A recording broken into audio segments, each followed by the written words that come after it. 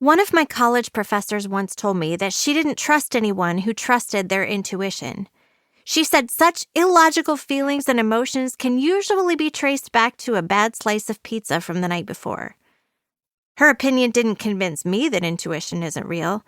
It only made me wonder what compass needle she trusted. I know the difference between indigestion and intuition.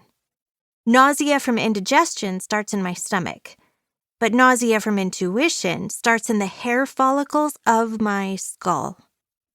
Heightened intuition isn't always about something going wrong, but there is a specific kind of intuition for danger. For me, it feels like the turning of dials within my nervous system, like the opening scene in the first Back to the Future movie, when Marty McFly is adjusting the amplifier for his surprisingly small guitar. It might begin with an invisible emotional shift in the environment, a glance or an imperceptible exchange that somehow seems to affect my body temperature. I feel a tightening in my chest, then a sinking in my gut, and then a racing in my pulse. Loud, louder, loudest, until I absolutely cannot ignore this physiological response. People who know me well have long joked about the feeling.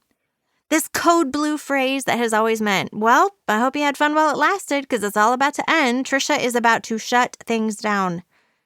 This inner compass hasn't always been my favorite thing about myself. There have definitely been some false alarms when I've walked away from some lit fuses that weren't actual bombs.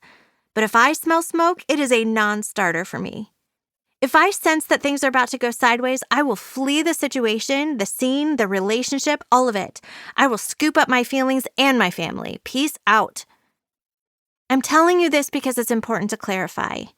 I did not get the feeling when I first met Annie.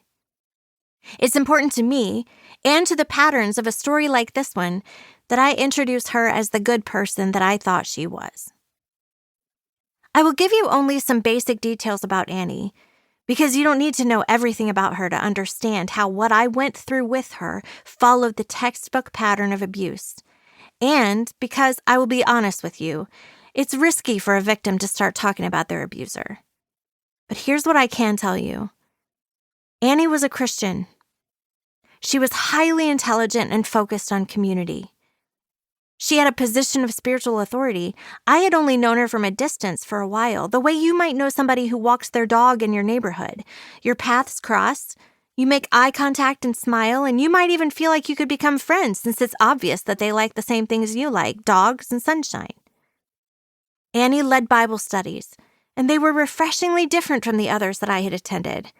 In a word, they weren't pink.